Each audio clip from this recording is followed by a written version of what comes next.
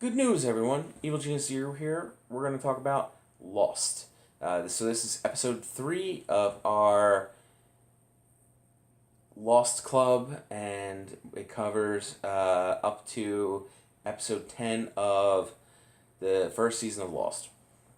What happened so far? The major event that just happened is they're alluding to this Ethan guy being not a survivor and not the French woman. So, the French woman is the first person we've met that didn't come from the plane. Um, she's been on the island for, I think they said at least 15, 16 years. For her to just even touch Saeed felt like a really big deal to her. Um, and uh, she's obviously kind of crazy, right?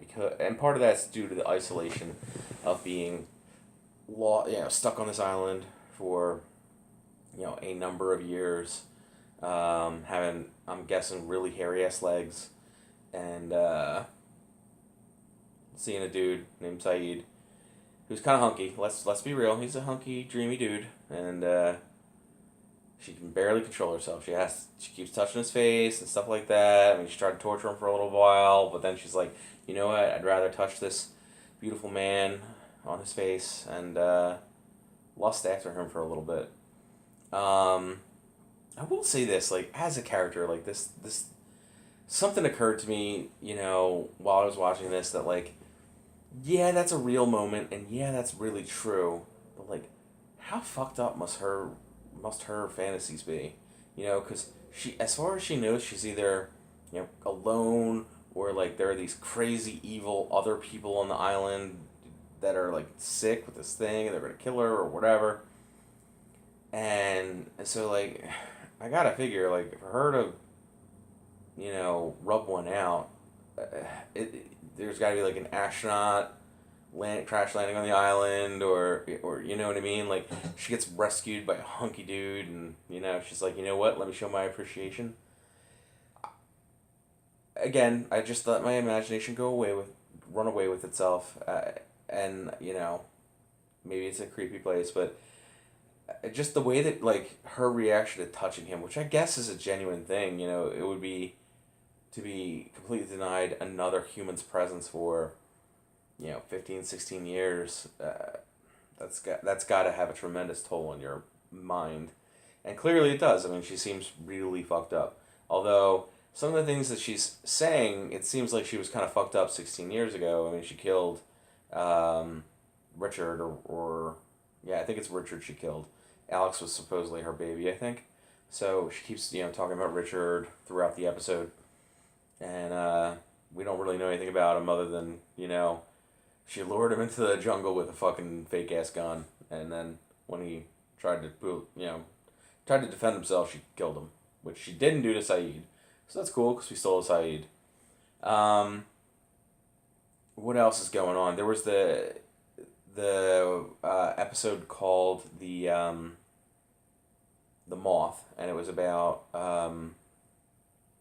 it focused on Charlie, and kind of gave, like, a basic rundown of, like, his career path, right? So, you know, he's just starting to get, you know, some sort of fame, and people are reacting to that, and he has, like, crazy sex, but he's Catholic, which also seems kind of strange to me for a British person, because, they tend to be, like, Anglican or whatever. But he's Catholic, and so he has, like, all this crazy Catholic guilt. I'm Catholic. I understand these things. Um, but I'm not really Catholic. I'm an atheist. But, I was raised as Catholic. Went to Catholic schools. My mom goes to church, like, almost daily. So mass is what they call it. In Catholic, whatever. I don't know why I'm on tangent about my mom and church, but we'll see if this makes this video, guys. We'll see. So he's, deeply, deeply guilty about what's happening with him. You start to see them become successful. His brother basically commits to him that if he ever has a problem, if he ever thinks they need to quit, they'll just quit. But then when he actually does say that to his brother, like maybe a year or two later, when they're starting to be real successful, and his brother's doing dope, and hanging out at the very least with some women of questionable morality or whatever. He's like, Charlie pulls the plug and he's like, nah, dude, we gotta end this shit. This is ridiculous. And his brother's basically like, if you want to leave, you can leave, but I'm the fucking band. And so Charlie starts doing some sort of drugs at that point, and it just cuts to this Charlie's in Australia trying to convince his brother to rejoin the band so they can open for another band in Los Angeles and a tour, and they need the brother, and the brother's like, nah, man, I've got this healthy life with a daughter, and you were there when I missed her birth because I was out getting drugs with you, I can't do this shit anymore. And then he realizes that Charlie is still doing drugs, and he's like, yo, man, I'll help you. And Charlie's like, fuck you, dude, I'm gonna go back to LA. And that's how he ends up on the plane, right? I do think that I get what they're trying to do with these flashbacks right now. They're really trying to set up the immediate mentality of the people and why they were on the plane at the time they were on the plane, and so that's kind of cool. Although they don't really explain Sawyer. They have a flashback for Sawyer in one of the episodes. I can't remember if it's before this one or after this one. But his isn't that. His doesn't seem like it. It's more explaining that he was a con man, and he does say in the current timeline, basically, he's not Sawyer. The man who fucked over his parents is Sawyer, and then he kind of became Sawyer because he needed money when he was 19 or something. But he's still hunting down Sawyer, or it seemed like. He's definitely carrying around this letter and carrying around this guilt and, being an outsider. There was a neat little episode about golf. I don't really have too much to say about that. Okay, yeah, so The Moth is the first episode of these three. It's episode 7. Then there's Confidence Man, Solidarity, and then Raised by Another is episode 10. Moth focuses on Charlie and his life progression, as I talked about earlier. Then we have the episode focusing on Sawyer, the episode focusing on Saeed, and then the episode focusing on Claire, the pregnant lady.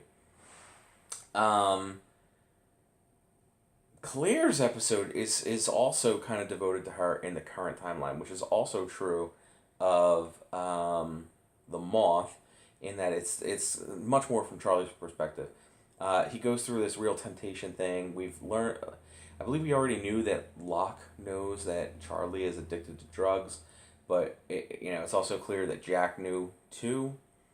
And they're both trying to help him in their own ways, but it's more about Locke, and it's more about Locke holding on to Charlie's drugs, but also giving Charlie this out that if he, comes to him 3 separate times, which also doesn't really make any sense, and asks for the drugs, he will give him the drugs. So Charlie does eventually ask for the drugs, but it's kind of after he's had this moment where he, you know what, let me come back to that. He goes through something in the episode, and by the episode he kind of finds the strength to ask for the drugs and then destroy them because he wants to remove all temptation. Early in the episode, one of the things Locke talks about is he talks about this moth, and he says, what's in this cocoon? Oh, it's a moth. I could help it out by cutting it out of the cocoon, but if I do that, it'll be too weak to survive. It won't have gained the strength to fly and those kind of things. And he says that about giving Charlie the choice to take the drugs, right? If he gives Charlie the choice, him working through that will kind of help him grow as a person, kind of, is what Locke is saying. So Charlie gets into an argument with Jack, in which Jack is like, I'm not gonna, you need to, come down off the drugs. I'll try and help you, but I'm not going to give you other drugs to help you come off it. That's not going to. So Charlie says something about, like, I'm a rock god. And him saying that causes rocks to literally fall from above and kind of collapse on top of them. They're able to rescue Charlie, or he's able to get out of this or whatever, and it's really Jack who's stuck in this, like, cave collapse. Charlie volunteers to go back in and try and help Jack, but he's, only partially successful. There's another cave in behind him, so they can't come back out the way they go. But Charlie either sees some kind of light or smells something, and he gets Jack to follow him out through this, like, barely an opening thing in the middle of nowhere. And so he's literally struggling to get himself out of this hole in which this thing in which envelops him like a cocoon. And so I think that the episode was very, very on the nose, between him saying the rock god and it causing this avalanche, and, him literally clawing his way out of the earth like a metaphorical but very very real cocoon. Very, very on the nose, a little too neat and tidy, writing wise. And I know that sounds like a weird thing to say. It's too on the nose. It's too wrapped up. It's too tidy, whatever. But it is. It feels too tidy. And I didn't notice this the first time, so maybe it isn't actually that tidy. Maybe it isn't that obvious, the parallels or whatever. But when I watched it, when I watched it the other day, I was just like, wow, really? This is like, these are such obvious things, like, it's too close, So I didn't like that much. Sawyer's, like, Confidence Man, it's an okay episode. It doesn't really, like, I don't really super remember it very well. He has, like, a couple of moments with Kate and whatever, in which he's, trying to charm her in some kind of way. It's an okay episode, I suppose, but it doesn't. I really can't remember it, like, at all. I don't know what happens on the island. Like, I know. Oh, you know what? Yeah, sorry. There is this thing where, like, we've kind of learned that Sayid was actually, like, a torturer in his previous life, and he does torture Sawyer. And the weird thing is like, the whole episode for Sawyer just feels completely meaningless, which is why I guess I kind of, like, erased it from my brain for a minute there. Like, the whole thing, what they're trying to get is this medicine for Shannon. She has, like, asthma, which they've never mentioned before. That's kind of fucking annoying. But, and you know what? Shannon is fucking annoying. So I wish she just died, but she doesn't. And he just basically, like, lies to them the whole time about, like, having this drug, but not actually having the drug.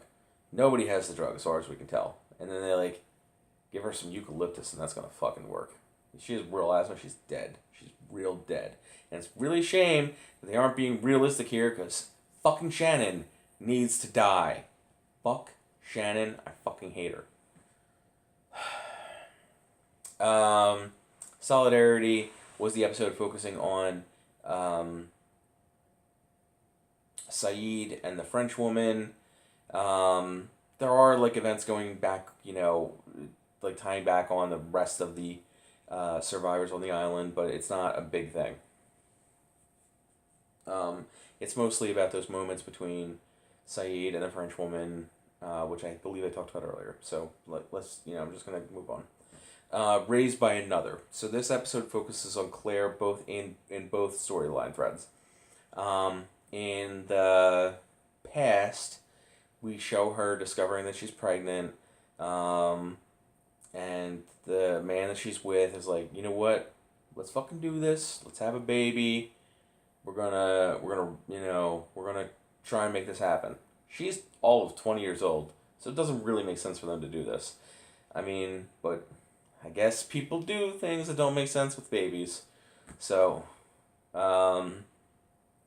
so they decide to raise the kid, but like a month and a half later, right after she's outside of the window for like an abortion, I suppose, he breaks up with her and just disappears. She also meets with this psychic or whatever. I'm not really going to go too much into the details about everything, but basically the psychic is the reason she's on the island. We're left to believe, at least that she believes, that the psychic, and Charlie, kind of gave her this idea too.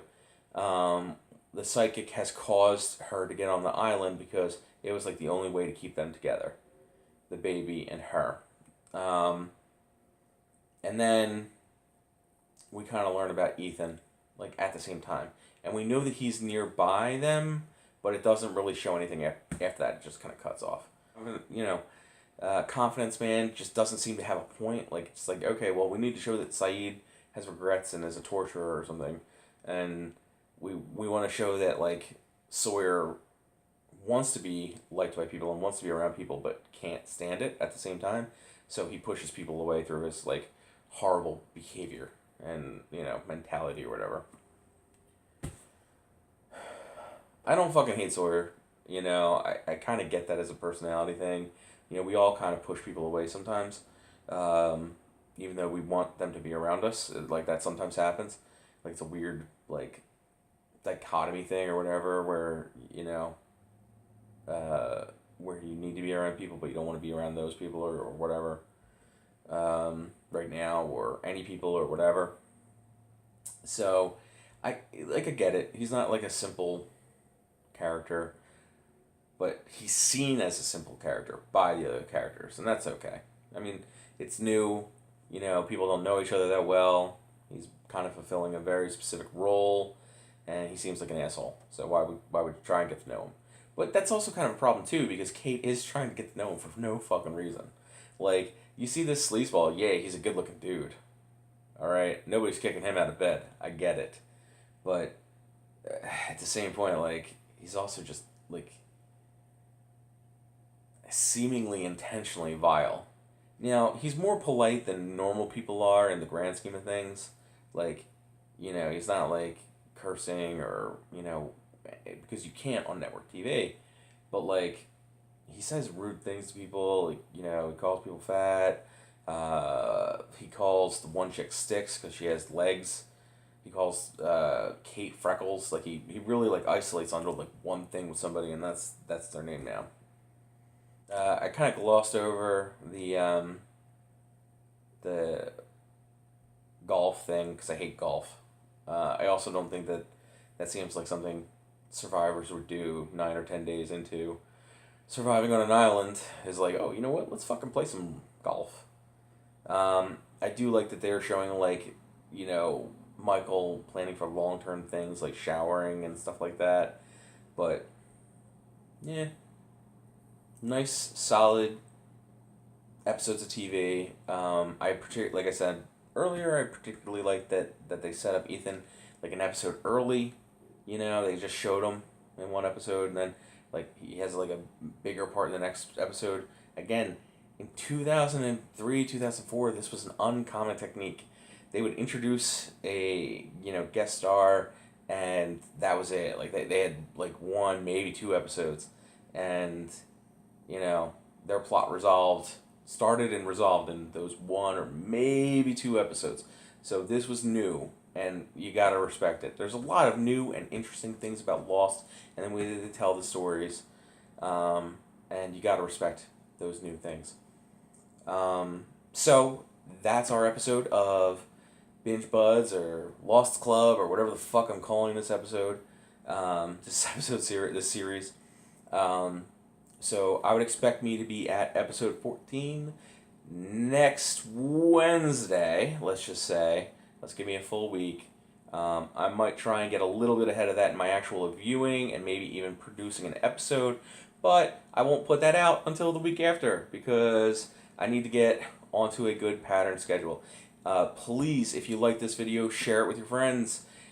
If you guys want to have a broader discussion about Lost or any of the topics, please comment in the comment section on YouTube. or hit me up on Facebook. They're both at Evil Genius Zero. If you have any suggestions for topics, please again hit me up on those same places, and I will catch you on the flip side.